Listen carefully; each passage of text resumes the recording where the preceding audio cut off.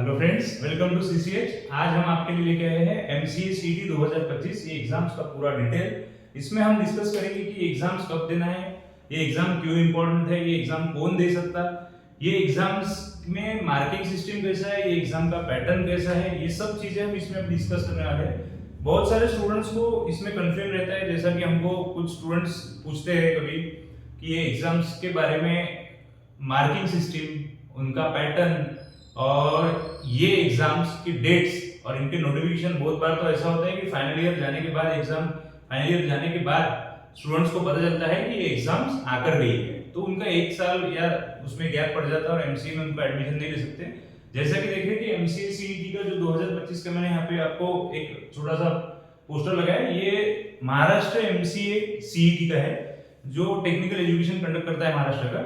ये MCA CET साल में एक बार आती है, जो हर साल फाइनल ईयर के स्टूडेंट्स इसको लीगल अटेम्प्ट के तौर पे दे सकते हैं। आज हम इसके बारे में देखेंगे कि एमसीए सीटी 2025 2025। Okay, let's start. इसमें देखेंगे, देखिए मैंने यहाँ पे लिख के भी रखा हूं कि ये एग्जाम क्यों देना है, ये एग्जाम कब देना है, मतलब एक पूरी तरह से इसमें ऑल अबाउट एमसीए सीटी आपको जानने मिलेगा।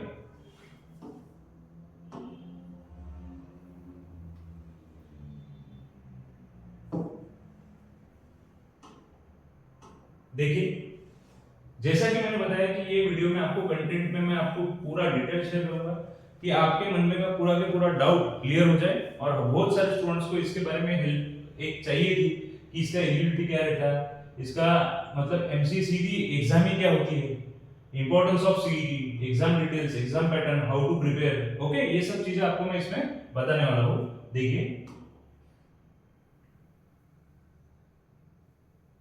अब जैसा कि मैंने लिखा कि व्हाट इज एमसीए सीटी। एमसीए सीटी क्या होता है, तो ये एक एंट्रेंस होता है। ये एंट्रेंस फॉर एमसीए, मतलब एमसीए फर्स्ट ईयर में एडमिशंस आपको अगर लेना है तो महाराष्ट्र सीईटी ये आपको कंपलसरी देना है। अगर आपका सीईटी नहीं होता है तो आपको एमसीए में कोई भी कॉलेज में आपको एडमिशन नहीं मिलेगा। ओके, तो जो भी बच्चे ग्रेजुएशन कर रहे हैं उसके बाद का जो नेक्स्ट स्टेप होता है उसमें वो एमसीए सीईटी देना चाहते हैं और एमसीए में एंट्रेंस देना चाहते हैं। ये कौन ऑर्गेनाइज करता है या कंडक्ट करता है, तो ये कंडक्ट करता है महाराष्ट्र टेक्निकल एजुकेशन। तो ये हर स्टेट का अलग अलग एंट्रेंस का इसमें नाम होता है। Commonly it is known as the MCA CET. State अलग अलग हो जाती है, तो महाराष्ट्र एमसीए सीईटी हो जाता, तमिलनाडु एमसीए सीईटी हो जाता, कुछ कोर्सेज के नाम अलग भी होते हैं अलग अलग स्टेट्स में, लेकिन महाराष्ट्र में ये एमसीए सीईटी नाम से जाना जाता।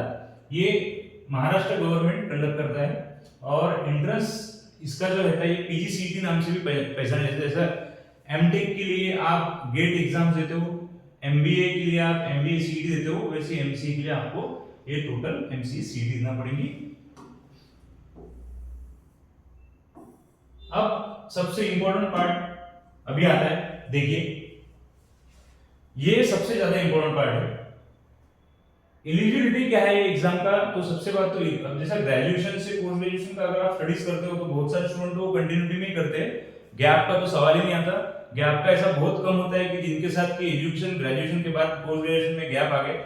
लेकिन फिर भी मैं आपको बताना चाहता हूं कि इसमें नो एज लिमिट है। आप जैसा 12th के बाद ग्रेजुएशन में एडमिशन लेते हो तो एक जेन्युइन प्रोसेस है कि 12th के बाद कहीं ना कहीं आप कोई ना कोई स्ट्रीम सिलेक्ट करके ग्रेजुएशन करते ही हो।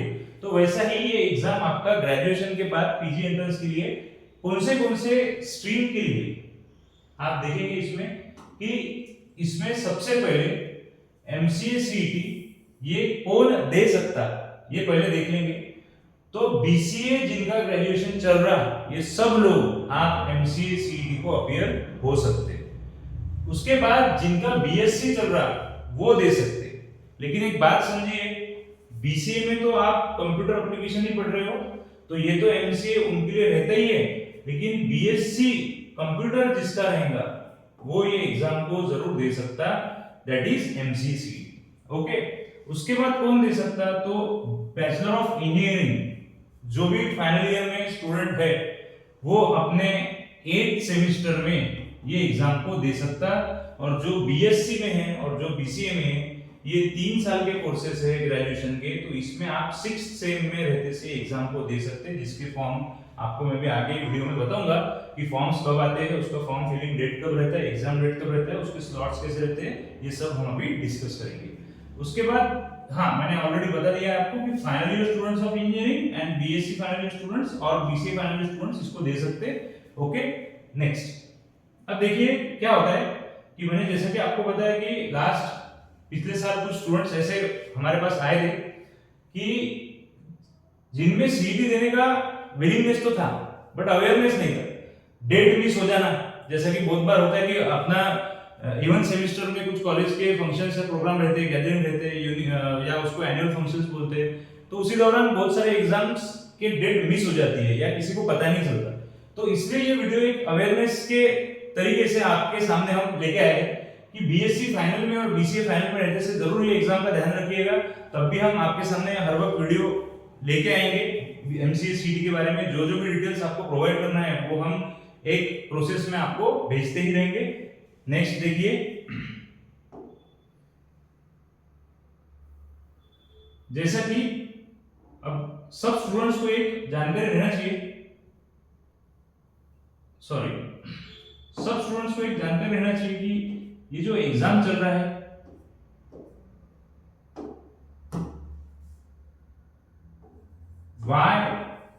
सीईटी, जैसा मैंने आपको बोल दिया कि मैं आपको डिस्कस करूंगा कि वेन सीईटी कब देना है। ये तो मैं बार बार बता ही रहा हूँ कि सीईटी हर साल ये इवन सेमेस्टर में आती है, लास्ट सेमेस्टर में आती है।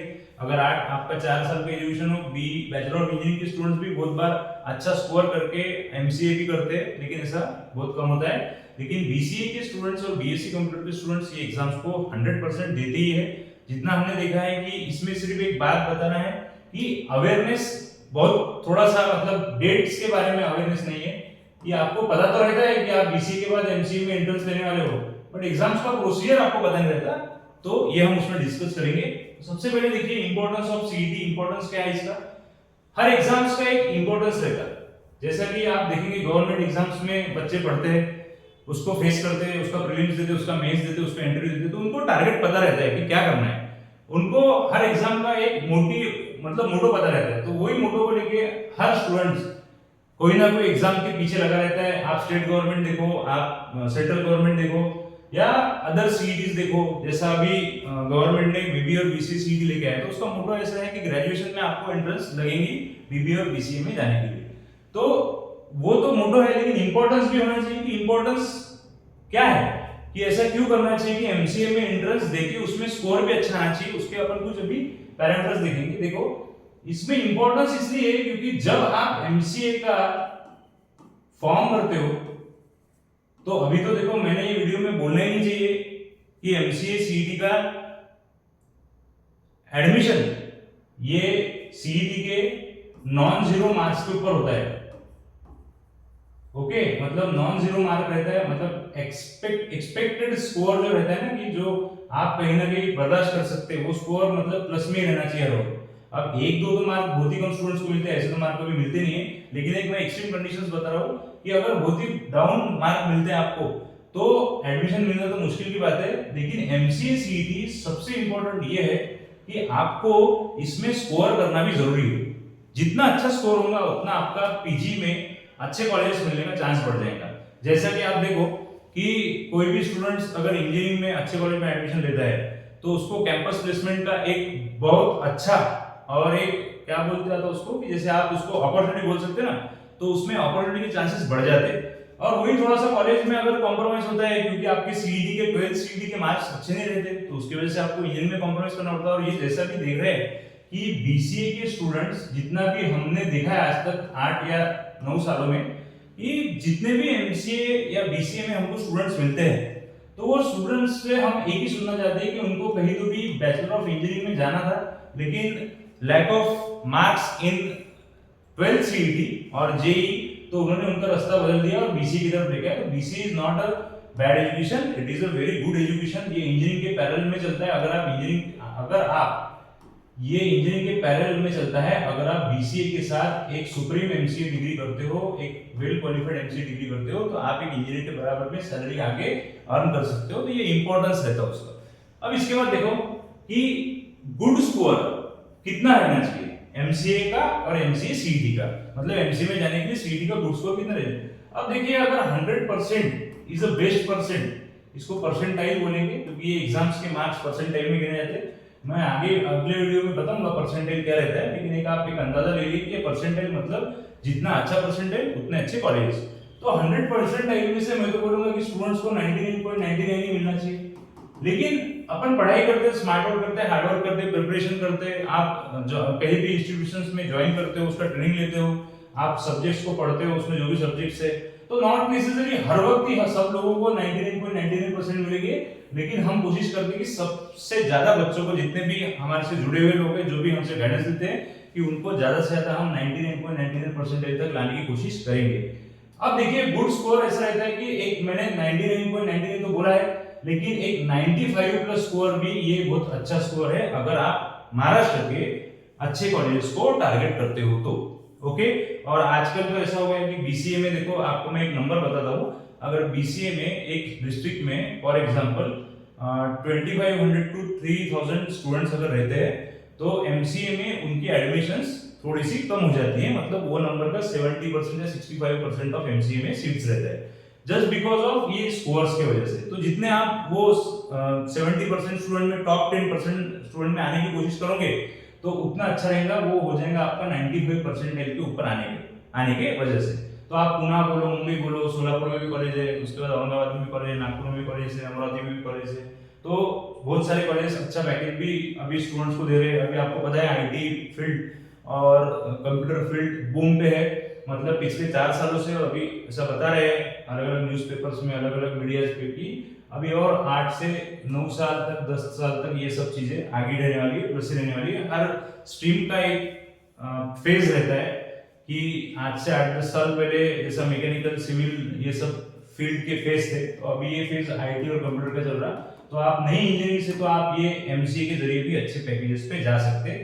तो अगर आप गुड स्कोर लेते हो तो आपको एक डेफिनेट गुड कॉलेज के लिए एडमिशन के लिए डोर ओपन हो जाते हैं। तो ये गुड कॉलेजेस, जैसे आपको मैंने बताया कि देखो सभी सिटी में एक या दो कॉलेज तो अच्छे मिलने वाले हैं। सभी सिटीज में अपना स्टैंडर्ड वो कॉलेज के, इंस्टीट्यूशंस के डायरेक्टर ओनर ने मेंटेन करके रखा है, मैं नाम नहीं लेना चाहता, लेकिन सभी जगह पे है। ऑलमोस्ट हर सिटी में, जितने भी सिटीज आप महाराष्ट्र में देख लोगे, ग्रेड बी सिटी या मेट्रो सिटी, तो हर सिटीज में 2-2, 3-3 कॉलेज, जिसके में टॉप आप परसेंटेज लेके जा सकते। और जहां पे कॉलेज का मैं हर वक्त स्टूडेंट्स को बताता हूँ कि don't go for the placement, आप वो कॉलेज का प्लेसमेंट रेशियो देखो। प्लेसमेंट रेशियो मतलब अगर उनके पास 100 स्टूडेंट्स आते हैं पीजी एंट्रेंस के लिए, पीजी एंट्रेंस के बाद पीजी में, तो उसमें से उनके पास लगभग 60% और 70% ऑफ स्टूडेंट्स को प्लेस करने का कैपेसिटी कॉलेज में रहना चाहिए। ऐसे कॉलेज को आप टारगेट करो, क्योंकि देखो प्लेसमेंट तो कोई भी यूज कर सकता है। मेरे पास अगर 100 ऑफ स्टूडेंट एमसीए, मेरे पास अगर 100 ऑफ स्टूडेंट्स एमसीए के लिए आते हैं, मतलब मैं एमसीए उनको 2 साल का मेरे कॉलेज से करवाता हूँ फॉर एग्जांपल, तो इसमें से अगर मैं 2 लोगों को प्लेस करता हूँ, तो मैं तो बोल दूंगा कि मेरा कॉलेज का प्लेसमेंट है। लेकिन what is important, the important is a placement ratio. Placement ratio is very important, कि वो कॉलेज में आपके 100 स्टूडेंट्स में से 100 मींस स्टैंडर्ड नंबर, ये मैं एग्जांपल के लिए ले रहा हूँ, तो 100 स्टूडेंट्स में से आप लगभग कॉलेज में देखिए 50 to 55% ऑफ स्टूडेंट्स को प्लेसमेंट लगना चाहिए। जितना अच्छा प्लेसमेंट आएगा, जितना अच्छा कॉलेज होगा, उतना अच्छा प्लेसमेंट होगा। अभी मैंने इसके बात पे डिस्कस किया हो, हाल ही में मैंने ये बात के लिए डिस्कस किया हो कि जितना अच्छा आपका, उतना अच्छा आपका प्लेसमेंट। और प्लेसमेंट अच्छा रहा तो आपके पैकेजेस में डेफिनेटली हाई ऑन रहेगा, वो आपको दिख ही जाएगा कुछ दिनों बाद। और देखिए क्या रहता, एमसीए में आपको बस लगभग पढ़ के, मतलब एमसीए में जाने के बाद एक लगभग समझ लिया आपको 3 सेमेस्टर अच्छे से पढ़ना है। जैसे 3rd सेमेस्टर होता है तो आपके फिर से वहां कैंपस चालू हो जाते हैं, और कैंपस चालू होने के बाद बस आपको प्लेसमेंट लग गया। तो फर्स्ट प्लेसमेंट अगर आपका कॉलेज में अच्छा रहा, तो आपके करियर में आगे 10 साल, आने वाले 10 साल ये बहुत ही अच्छे जाते हैं। आपको मैंने बताया कि हमारे पास बहुत सारे स्टूडेंट्स हैं कि जिनको टीसीएस से, जिनको टीसीएस से 3.2, 3.4 के पैकेज लगे, वो 2-3 साल में उनको आज 12 या 14 के पैकेज अलग अलग कंपनी में है। आप हमारे इंस्टाग्राम पेज पे जाके चेक कर सकते हैं, बहुत सारे रिजल्ट्स है जो एप्टीट्यूड और सीआरटी के बैच से बच्चों ने ज्वाइन करके लिए है, एमसीए सीटी में जाने के बाद एमसीए के थ्रू लिए है, बराबर। तो ये सब पैकेज अगर स्टार्टिंग में आपके इतने अच्छे होते हैं, अगर आप एज के 22-23 ईयर में इतने अच्छे पैकेज पे जाते हो, तो आगे आपके चांस बिल्कुल बन जाते हैं कि आप इससे भी ज्यादा तरक्की और सक्सेसफुल हो सकते हो। आपका पैकेज आगे जाके 3-4 सालों में 15, 20, 18 लाख तक जा सकता है। ओके, तो it is a matter of selection. आप सिलेक्शन क्या करते हो, हर फील्ड में अच्छी जॉब्स है, आप एमबीए में चले जाओ वहां भी अच्छी जॉब है, आप एमसीए में चले जाओ वहां भी अच्छी जॉब है, लेकिन एक बात है कि आपको एक लेवल जो बना है था वो लेवल पे आने की जरूरत रहती, that is called as cream layer. वो क्रीम लेयर पे आप एक बार आ गए तो आपको प्लेसमेंट, ये बड़ी बात रहेंगी नहीं, प्लेसमेंट आपकी बिल्कुल हो जाएगी। नेक्स्ट हाई पैकेज की बात करता, तो देखिए इससे रिलेटेड एक छोटी सी बात आती है, आरओआई रिटर्न ऑफ इन्वेस्टमेंट क्या रहता है। हर बच्चा आजकल थोड़ा सा प्रॉफिटेबल चीजों में बात करता है कि रिटर्न ऑफ इन्वेस्टमेंट क्या है अगर एमसीए में हम जाते हैं तो देखिए एमसीए की फीस हर कॉलेज की मैं आपको एक अंदाज बताता हूँ। देखिए वैसे तो कॉलेजेस बहुत सारे और बहुत सबकी फीस और सबके पैरामीटर्स अलग अलग है, तो अगर आप देखते हो तो जितना आप टॉप कॉलेज में जाओगे तो उतना ही आपको फीस एक एवरेज लगेगा, बराबर है। तो ऐसा कुछ नहीं, बहुत कुछ सारे कॉलेज ऐसे भी है कि जो टॉप कॉलेज होने के बावजूद भी फीस एक नॉमिनल रखते हैं, लेकिन कुछ कॉलेज ऐसे हैं कि जिसमें कॉलेज 95% के ऊपर भी मिलते हैं और उनका फीस भी अच्छा है। तो एक आप पकड़ लीजिए अंदाजा कि आपका फीस लगभग 40,000, आपका एक फीस पकड़ लीजिए 40,000 टू नियर अबाउट 1.5 लाख तक, या फिर उसके भी आगे एक इन बिटवीन इतने नंबर के बीच में आपका एमसीए का फीस हो सकता है। तो आप इतना इन्वेस्टमेंट करने के बाद, अब डेफिनेटली जब यहाँ इन्वेस्टमेंट कर रहे हो तो आप अच्छा एमसीए सीटी का स्कोर लेके ही जा रहे हो ना, तभी जाके आप इतने अच्छे कॉलेज में फी भर रहे हो। तो जब यहाँ पे जा रहे हो तो डेफिनेटली आपको थर्ड सेमेस्टर में at the end of second semester के एंड में ही, जब आपका प्रैक्टिकल्स जब ओवर हो जाते हैं, जब आपके सेशंस इंटर्नशिप या बोलो आपके सेमिनार चालू होते हैं, तभी आपको प्लेसमेंट लग जाता। तो प्लेसमेंट डेफिनेटली देखो, आपको अगर 35,000 पर मंथ, एक एटलीस्ट कम से कम बोल रहा हूँ मैं, कि जिसमें लोएस्ट या एक्सट्रीम कंडीशंस को आप अगर फेस करते हो तो 35,000 पर मंथ, यानी जिसको बोलते हैं कि आप एक near about 4 lakh per year का आपको पैकेज मिलता है, तो वो आपकी एक साल की आधी फी होगी। मतलब ये जो फीस आपने भरी है वो पैकेज के बिल्कुल आधे में जा रही है। तो रिटर्न ऑफ इन्वेस्टमेंट इसको बोलते हैं कि जिसमें आपको इन्वेस्ट करने के बाद रिटर्न्स अच्छा आ रहा है। ओके, तो ये होगा टोटल, यही सबसे इंपॉर्टेंट पेज था आपके वीडियो में, और आगे डिटेल्स भी इसमें कि एग्जाम पैटर्न क्या है, कैसा है, तो आप देखते रहिए। और लास्ट में मैं आपको इसके बारे में और कुछ बताना रहा हूं। देखिए ये सबसे again second important thing in this video, that is when to fill the form of the MCA entrance and how to fill the form, ये मैं आपको बाद में बताऊंगा। लेकिन एग्जाम डिटेल्स में सबसे इंपॉर्टेंट चीज जो आपको ध्यान देनी है अभी एकदम, कि जिसमें डेट एवरी ईयर कब आता है, तो एवरी ईयर आता है मार्च टू अप्रैल। मतलब आप अगर अभी फिलहाल मैं बात कर रहा हूं बीसीए स्टूडेंट्स की या बीएससी कंप्यूटर स्टूडेंट्स की, जो अभी अभी 5th सेम में बैठे हो, मतलब जो विंटर एग्जाम्स को अभी दिसंबर नवंबर में देने वाले हो, वो सब लोग 6th सेमेस्टर में 2025 में समर सेमेस्टर में रहेंगे। तब आपको ये form every year March to April के अंदर एग्जाम्स देना है। अब एग्जाम तो मार्च टू अप्रैल में देना है, इनकी डेट्स रहती, ये एग्जाम प्रोबेबली सैटरडे और संडे को रहता है। एक समझ लो आप लास्ट ऑफ मार्च टू, मतलब ऐसा समझ लीजिए फॉर एग्जांपल 27 मार्च को संडे आता है, और उसके पहले का एक संडे पकड़ लो, या उसके बाद का एक संडे पकड़ लो, या फिर इमीडिएट बिल्कुल 3-4 तारीख को फिर नेक्स्ट संडे आ जाएगा अप्रैल का। तो लगभग 27 से 3-4 अप्रैल के बीच में 2 स्लॉट्स में एग्जाम होता है। स्टूडेंट्स पे है, जितने ज्यादा स्टूडेंट्स फॉर्म भरते हैं, हर सिटी का अलग अलग कैपेसिटी है।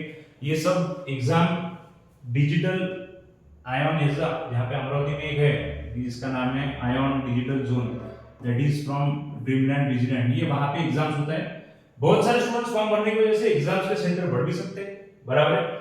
ये फॉर्म फिलिंग डेट कब रहती, तो फॉर्म फिलिंग डेट याद रखिएगा हर वक्त जनवरी में, और जनवरी से लेकर तो फरवरी में कभी भी आ सकती है। नोटिफिकेशन ऑफिशियल वेबसाइट की देखा करो, कोई अलग वेबसाइट पे मत देखो। Official website of MCA entrance तो आपको लिख के आ जाएगा DT.org ऐसा कुछ आएगा, या स्टेट टेक्निकल एजुकेशन ऐसा कुछ भी नाम लिख के आ जाएगा।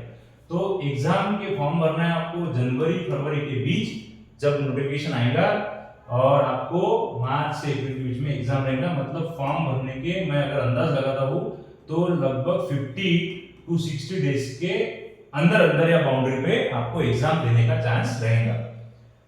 एग्जाम के बारे में फिर से एक बार फोकस करते हैं। Final year students probably in their even semester of the final year must have to attend the exam in their legal attempt. What is legal attempt? तो लीगल अटेम्प्ट मतलब ये रहता है कि मेरे सर एक भी ईयर वेस्ट नहीं जाना चाहिए, और बीसीए के बाद मेरे को कंटिन्यू में एमसीए करना है, या मेरे को बीएससी के बाद कंटिन्यू में एमसीए करना है, या मुझे बी फाइनल के बाद एक और ब्रांच है जो आप एमसीए दे सकते हैं, दैट इज बीवोक। ये वोकेशनल इंजीनियरिंग आया है अभी, वोकेशनल इसको जैसे बोलते हैं, बीवोक नाम का ब्रांच है, बहुत सारे कॉलेजेस ने इंट्रोड्यूस कर दिया है। तो जो भी बच्चे हैं बीएससी कंप्यूटर, ये एआईडीएस वाले भी स्टूडेंट्स ये एमसीए का एंट्रेंस दे सकते हैं। अगर जो एआईडीएस एजुकेशन ले रहे हो artificial intelligence and data science का, वो भी बच्चे एमसीए का एंट्रेंस दे सकते हैं, और बीओ वाले दे सकते हैं, बीसीए फाइनल वाले, बीएससी फाइनल वाले, और बी बैचलर ऑफ इंजीनियरिंग वाले या बीटेक वाले भी एग्जाम्स दे सकते हैं। अब जैसे मैंने बोला लीगल अटेम्प्ट मतलब क्या है कि विदाउट गैप ऑफ एजुकेशन आपका बीसीए से एमसीए में एंट्रेंस होना चाहिए। मतलब क्या कि अगर आप जून में, मतलब ये जून के लगभग एक 30th ऑफ जून तक आपका फाइनल ईयर का मार्कशीट प्रोड्यूस होता है, तो बिल्कुल इमीडिएट 2 महीने बाद आपको एमसीए में फर्स्ट ईयर में एडमिशन मिलेगा ये प्रोसेस के थ्रू। मतलब आपको एग्जाम देना है, फॉर्म भरना है, एग्जाम देना है, उसके बाद में आपके कॉलेज के एग्जाम होंगे जिसको एकेडमिक एग्जाम बोलते हैं यूनिवर्सिटी का, उसके बाद में इसके रिजल्ट सकते हैं, एकेडमिक के भी रिजल्ट सकते हैं, और उसके बाद प्रोसेस चालू होता है cap round first, cap round second, cap round third, ये सब कुछ चीजें उस पे वीडियोस आपके सामने आ जाएंगी कुछ दिनों बाद।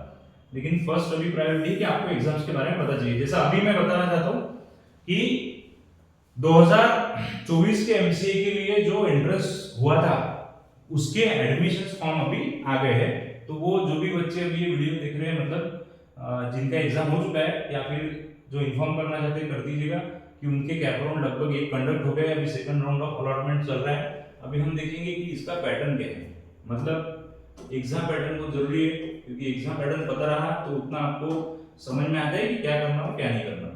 देखिए एग्जाम पैटर्न एमसीए सीईटी 2025, जैसा 2025 का मैं वीडियो बना रहा हूँ, इसलिए 2025 लिखा हूं, वैसे एग्जाम पैटर्न पिछले सालों से ऐसे ही है, सेम है।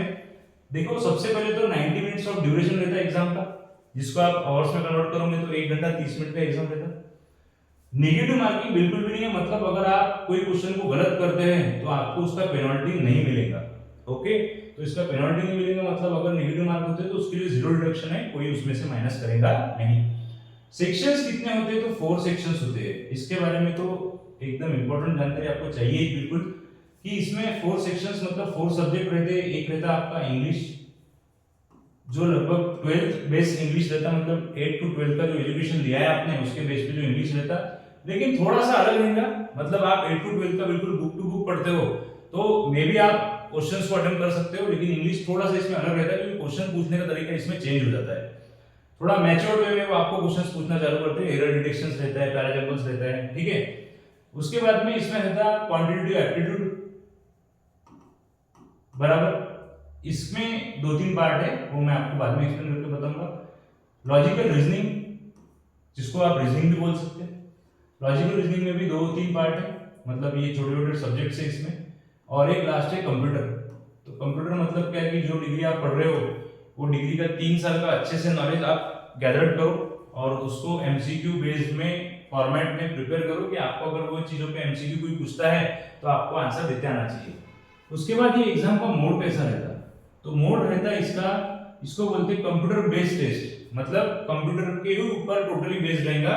यू आर गिवन, आपको एक कंप्यूटर दिया जाएगा, मतलब सेंटर पे, वहां पे आपको इसको सॉल्व किया जाएगा, आपको माउस से क्लिक करके आंसर देना पड़ते हैं। मतलब इसमें आपको टोटली जो भी क्वेश्चंस देने हैं वो ऑनलाइन देने हैं, और इसका पेन पेपर फॉर्मेट नहीं है, बराबर है। तो यहाँ पे लिखा भी है online MCQ based question, A B C D के फॉर्म में आपको क्वेश्चंस पूछे जाते हैं। 100 क्वेश्चंस इसमें रहते हैं, मतलब आप देखोगे कि जो मैंने अभी 4 सेक्शन की बात की है, वो 4 सेक्शन के क्वेश्चंस जो रहते हैं वो कितने रहते हैं 100, और हर क्वेश्चन को कितने मार्क रहते हैं 2। तो ऐसा आपका कितने मार्क का टेस्ट हो गया 200। मतलब मैं आपको अभी 2 स्लाइड पहले एक चीज बताई थी कि व्हाई इट इज इम्पोर्टेंट, इसमें कितना परसेंटेज मिलना चाहिए, तो 95 परसेंटाइल आपको लगभग मिलना चाहिए।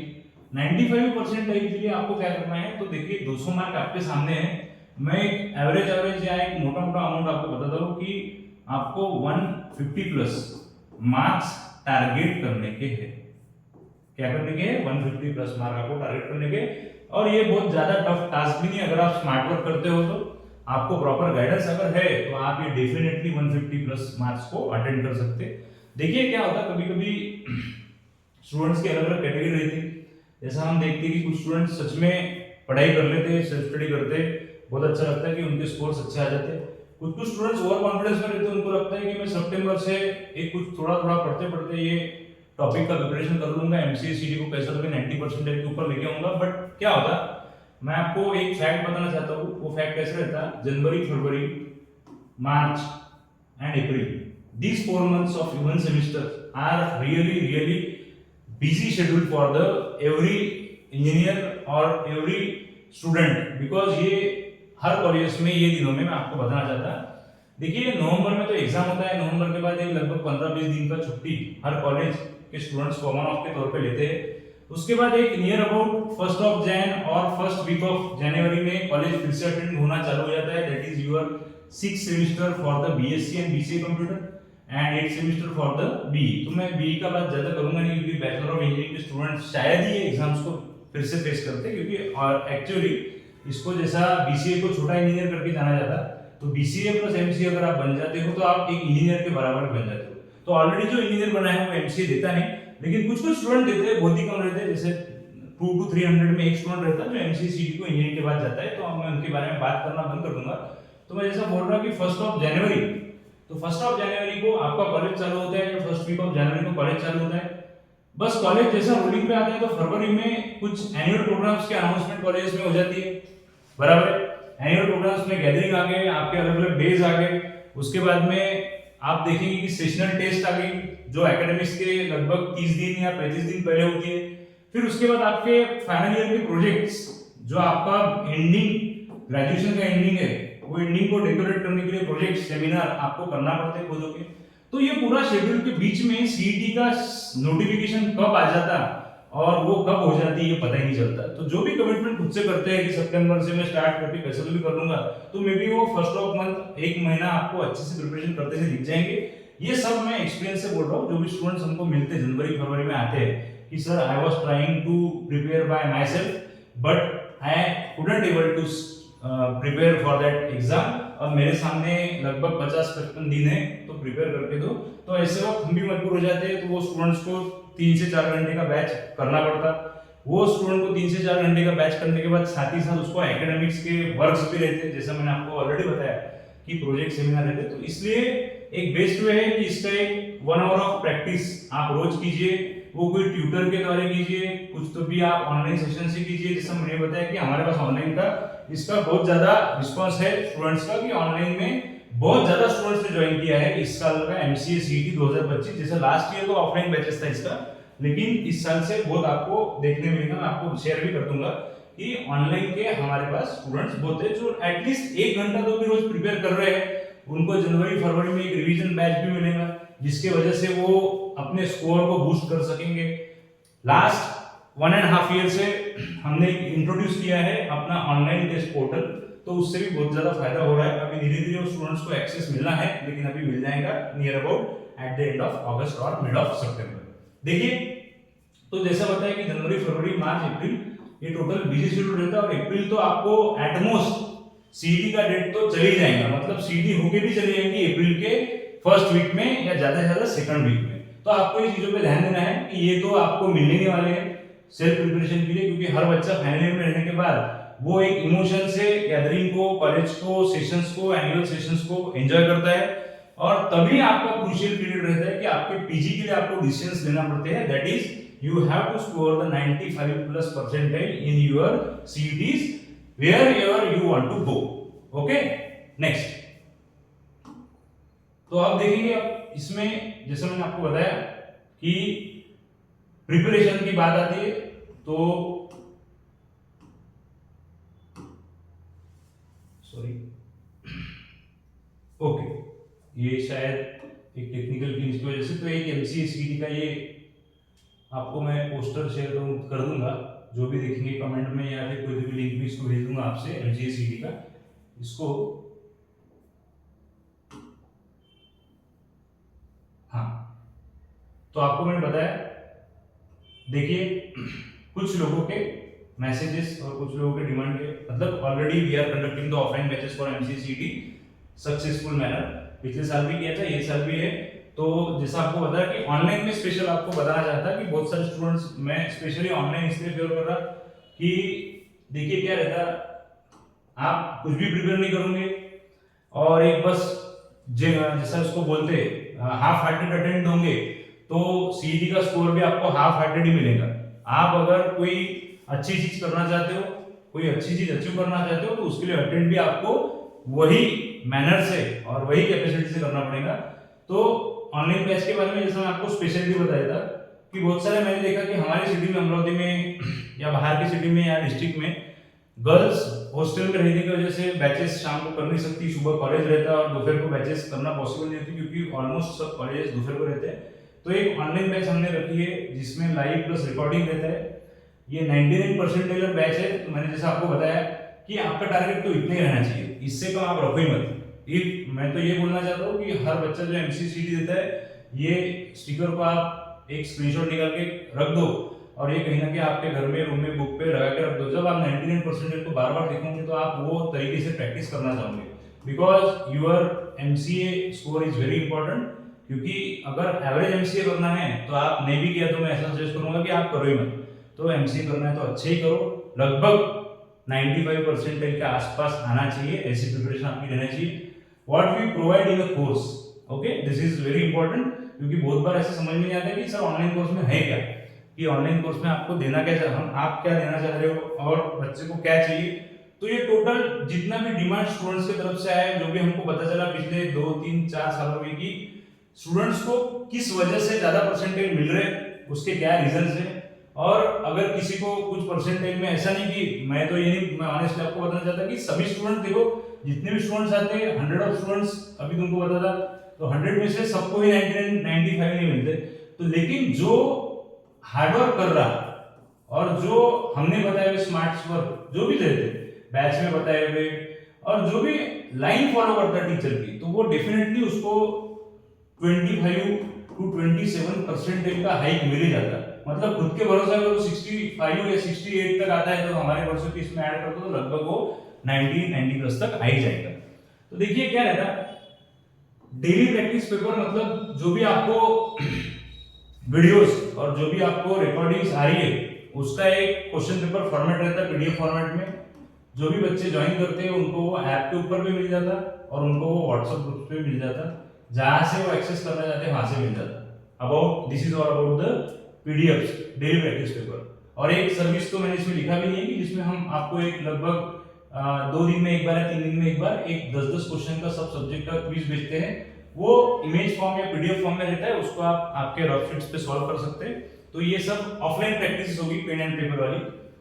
बुक्स टोटल रहता आपको एमसीए सीडी के लिए लगभग 6 to 7 बुक्स अलॉट करते हैं, ऑफलाइन जो स्टूडेंट्स आ रहे हैं उनको, ऑनलाइन में इनका सब पीडीएफ फॉर्मेट रहता है प्रिंटेबल। लगभग उसमें 3500 प्लस क्वेश्चंस रहते हैं सब मिला के। ओके, तो मैं हर स्टूडेंट्स को बताना चाहता कि अगर आप 3500 क्वेश्चंस को सच में अच्छे से प्रैक्टिस करते हो विद सॉल्यूशंस, मैंने देखा कि बहुत सारे स्टूडेंट इतने क्वेश्चंस तक पहुंचते भी नहीं। मतलब आप इसमें इंग्लिश ले लो, एडवांस मैथ्स ले लो, इसमें रीजनिंग ले लो, बराबर, इसमें क्वांट ले लो। तो जैसे मैंने आपको सब्जेक्ट बताया था पिछले वक्त कि मैं छोड़ दिया था वो टॉपिक, क्वांट, रीजनिंग, इंग्लिश और कंप्यूटर। तो क्वांट में एडवांस मैथ्स, अरिथमेटिक मैथ्स और थोड़ा सा अलजेब्रिक मैथ्स जिसको बोलते हैं, ये तीनों चीजें रहती। इसेंस थोड़ा सा ट्रिग्नोमेट्री का भी इसमें आपको मिलेगा, इसमें हायर मैथ्स भी आपको मिलेगा। लेकिन ये कोई घबराने की बात नहीं, आपको जो भी टीचर पढ़ाएंगे वो स्मार्ट तरीके से पढ़ाएंगे, स्मार्ट अप्रोच रहेगा, क्योंकि ये क्वेश्चन सभी एमसीक्यू बेस्ड है। तो शायद आप सोच रहे होंगे कि सर 11th-12th में तो ये क्वेश्चन हमने बहुत ज्यादा डेली देखे थे, डेरिवेशन इंटीग्रेशन, तो वो वैसा कुछ है इसमें रहने नहीं वाला है। ये सब आपको एक शॉर्ट फॉर्मेट में पढ़ाने वाले हैं, जो आप एग्जाम में लगभग 1 या 1.5 मिनट में एडवांस मैथ्स कर सकते हो। तो ये वैसा मैथ्स है, कुछ टॉपिक टफ भी होंगे तो उसके कुछ आपको स्मार्ट अप्रोच जरूर बताएंगे। अरिथमेटिक मैथ्स इफ जैसे इसको बता सकते हैं कि टाइम एंड डिस्टेंस के प्रॉब्लम हो गए, ट्रेन एंड बोट के प्रॉब्लम हो गए, एवरेज एलिगेशंस के प्रॉब्लम हो गए, एजेस के प्रॉब्लम हो गए, तो ये सब आपको कहाँ देखने मिलेंगे? अरिथमेटिक मैथ्स में। तो ये जैसा आप देखोगे क्वांट में आपको अगर फॉर एग्जांपल 30 क्वेश्चंस रहते हैं तो 30 में से लगभग 17 to 19 क्वेश्चंस आपके एडवांस हायर मैथ्स के रहते हैं और 11 to 12 क्वेश्चंस आपके अरिथमेटिक के रहते हैं, जिसमें डीआई आ गया और आपका अरिथमेटिक आ गया।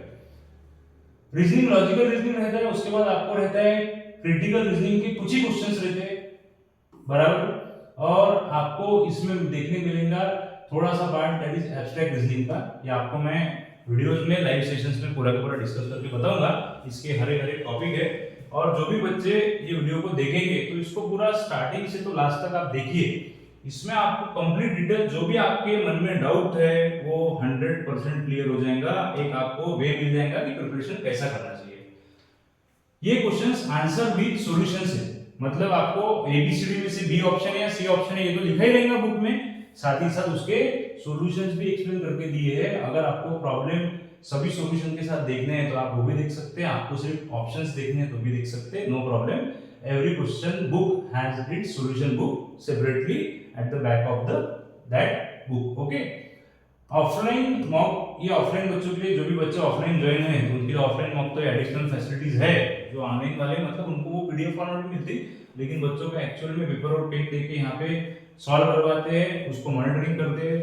तो ये सब चीजें अभी जैसा बैच लॉन्च हुई है अगस्त में, जुलाई के मिड में, तो ये अभी सब टेस्ट लगभग यहाँ से 15 दिनों बाद चालू हो जाएंगे। एटलीस्ट जो ऑफलाइन बच्चों ने या जो ऑनलाइन, अभी तो उनको बताया मैंने कि बहुत सारे स्टूडेंट्स ने एक लगभग 15 जुलाई के पास ही बैच ज्वाइन कर लिया था 2025 का, तो उनका एक थोड़ा सा जर्नी स्टार्ट हो गया, उनको एक लाइन मिल गई कि how to prepare for the exams. तो जो भी एक वीडियो को देखते हैं लाइव, उसके बाद वो उसको घर पे रात को आधा घंटा प्रैक्टिस करते हैं, नेक्स्ट सेशन में कुछ डाउट रहा तो बच्चे सब कुछ पूछते हैं, तो डाउट सेशन भी आप उसमें पूछ सकते हैं, कमेंट कर सकते हैं, व्हाट्सएप ग्रुप है उस पर डाल सकते हैं।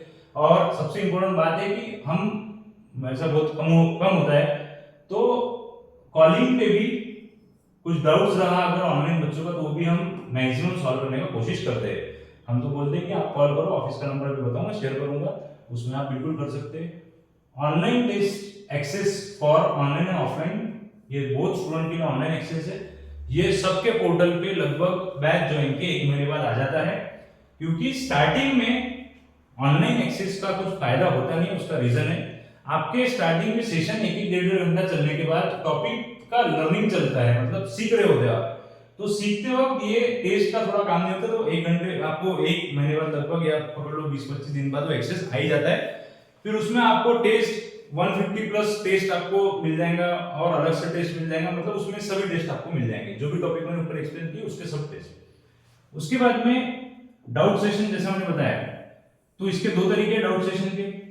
एक, जो भी ऑफलाइन स्टूडेंट्स को डाउट आते हैं, बराबर, अब उस पे वो बैच पे डिपेंड करता है कि वो डाउट कितने पूछते हैं। कुछ स्टूडेंट्स सच में बहुत एक्टिव होते हैं तो वो हर रोज ही कुछ ना कुछ डाउट पूछते हैं, तो ये एक ऑफलाइन डाउट रहता है, और कभी कभी ऑनलाइन डाउट के लिए रिकॉर्डेड सेशन हम उसमें डाल देते हैं। उसके बाद में क्लासरूम डाउट सेशन, ऑलरेडी मैंने बता दिया कि वो क्लासरूम डाउट सेशन मतलब ऑफलाइन के लिए रहता है, और डाउट सेशन वीडियोस मतलब ये ऑनलाइन के बच्चों के लिए रहता है। वीकली ऑन द डिमांड, मतलब ये डाउट का कैसा रहता है कि जैसे आप टॉपिक बहुत सारे हैं, तो जरूरी नहीं कि हर टॉपिक में डाउट आना चाहिए, और जरूरी ये भी नहीं है कि डाउट बिल्कुल नहीं जाना चाहिए, तो कोई भी टॉपिक में डाउट आ सकता है। इवन सिंगल प्रॉब्लम भी कभी कभी 2-3 बार डाउट करने के बाद भी सॉल्व नहीं होता, अलग अलग सब प्रॉब्लम का फ्रीक्वेंसी रहता है, ओके। नेक्स्ट, जैसा मैंने बताया कि ये batch total live plus recording है। आपके डाउट क्लियर हो गए कि आपके पोर्टल पे जो ऑनलाइन बच्चे स्टूडेंट जो पढ़ना चाहते हैं वो अलग से ऑफलाइन बुक का ऑर्डर भी कर सकते हैं, उनको एड्रेस देना पड़ेगा, वो एड्रेस से कुरियर पे आ जाएगा, इसका थोड़ा चार्ज एक्स्ट्रा लगेगा, लेकिन आ जाएगा। लेकिन जो बच्चों को पीडीएफ फॉर्मेट में ऑलरेडी हम ऑनलाइन पे देने वाले हैं वो तो मिलने वाला है उनको। लेकिन आपको अगर है कि लगता है कि सर मुझे वो पढ़ना नहीं आता तो मैं बुक पढ़ना चाहता, तो ये अलग से आपको बुक सेट भी मिल जाएगा। Next, detail about the batch. अब ये बैच से कनेक्ट कैसे होना, ये आपको पूरा के पूरा मैंने यहाँ पे दे दिया। ये स्कैनर है, ये आप स्कैनर एप्लीकेशन स्कैनर सॉरी ये एप्लीकेशन स्कैनर जो है, जो आपके सामने लिखा है CCH, जो अभी आपने फर्स्ट पेज पे लोगो देखा होगा, वो CCH का ये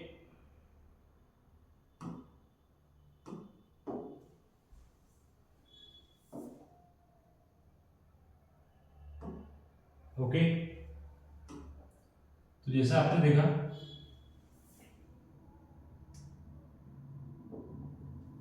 CCH का लोगो आपको ऐसा दिखेगा प्ले स्टोर पे। ये उसका स्कैनर है, मैंने सीधा लिंक ना देते हुए डायरेक्ट स्कैनर दे दिया।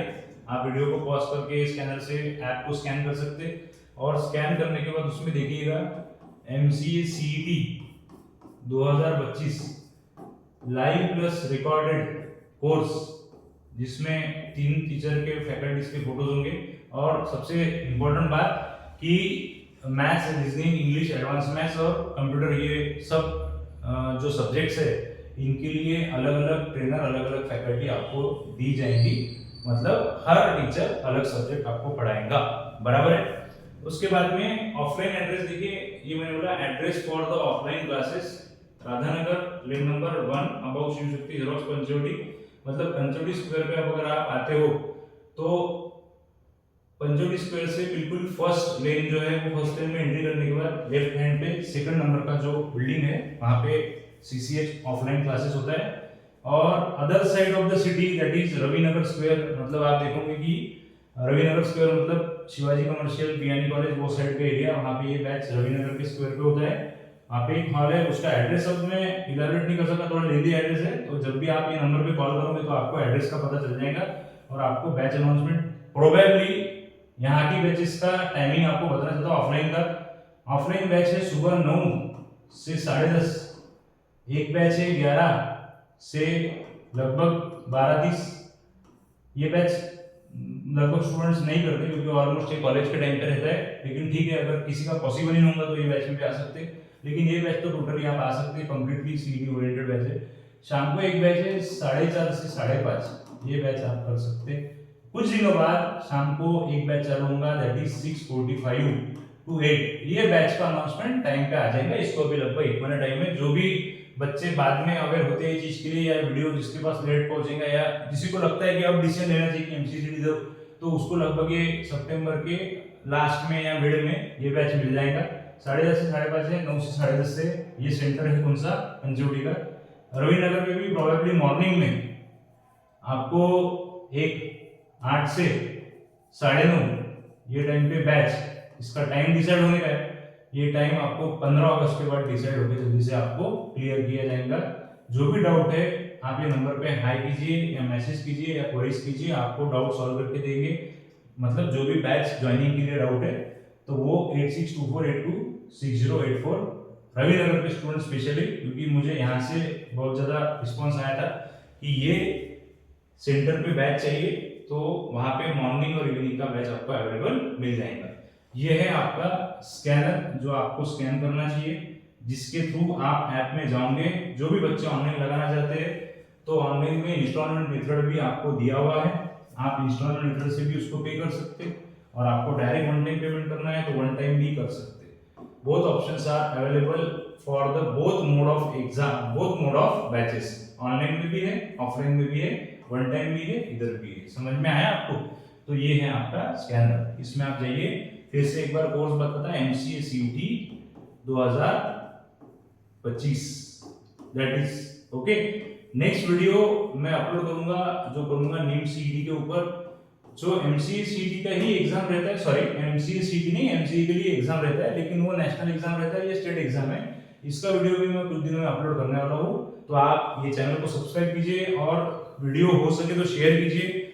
लगता है आपको कि आपके फ्रेंड्स में बताइए, आप इसको शेयर मतलब व्हाट्सएप पे किसी के लिंक भी भेज दिए तो बहुत हो जाएगा, उसको वीडियो दिख जाएगा और वो वीडियो को देख के CET का जानकारी या MCA में एडमिशन कैसा लेना उसका जानकारी वो निकाल सकता है। Okay, done. This is the address for both the offline batches and this is the address for the online batches. That is our scanner. Okay, thank you very much. और इसके बाद नीम सीईटी की वीडियो के लिए तैयार रहिएगा। मैं नीम CET का वीडियो बनाऊंगा, जिसको भी इसके ऊपर का एग्जाम मतलब नेशनल लेवल का एग्जाम देना है नीम सीईटी का, तो उसके लिए भी डिटेल में आपको मैं जानकारी दूंगा। उसका बैचेस का इंफॉर्मेशन कैसा रहेगा ये भी आपको मैं उसमें प्रोवाइड करूंगा। Okay, stay tuned, thank you.